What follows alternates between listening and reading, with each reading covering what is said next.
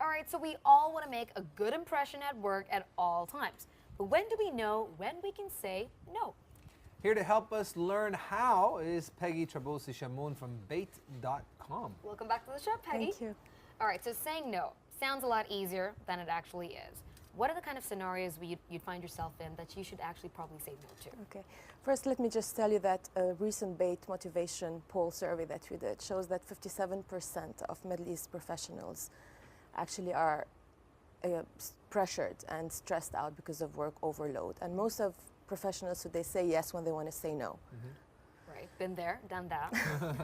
So the thing is, when do you say no? Right. Okay. So what's the first scenario The then? first scenario is when you're like really buried with tasks that are within your scope of work. You want to do it all. You want to impress your manager. You don't want to spoil that healthy, balanced relationship. Right, and you don't want them to think that you can't do it. Exactly.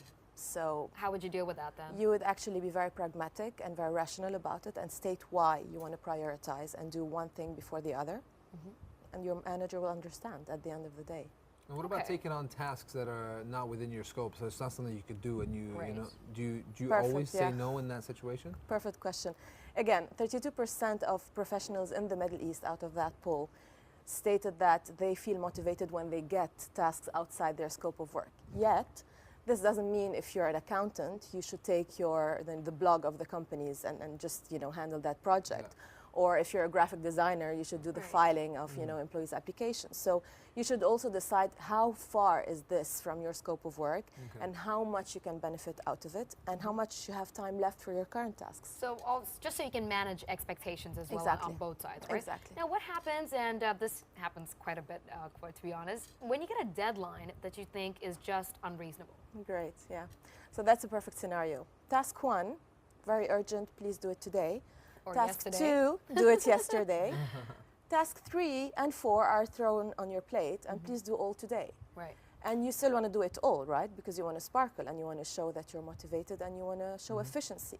But you cannot do it all at the end of the day. You have a handful. So again, you should be able to prioritize and understand what is more important to the effectiveness of the business. And then you go to your team or to the people you report to and state very simply, why you're doing this before this, and then this will be done tomorrow or the day after.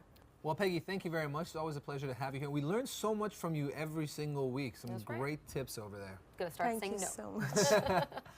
And coming up now on your screens is this week's top jobs. Remember, if you want to apply for these jobs, take down those reference numbers and apply for them soon. If you'd like to be an international trainee for a leading manufacturer of paints, coatings, and powder coatings, and if you have 2 years of experience and strong analytical skills, then you want to apply to this job. Think you can be a great sales assistant? Well then, a leading IT distributor is looking for one with 2 to 3 years experience in sales and proficiency in MS Office. Fancy being a mystery customer researcher? Well, if you have great social skills and over 2 years experience in customer service, then apply for this opening at an agency specialized in customer experience management.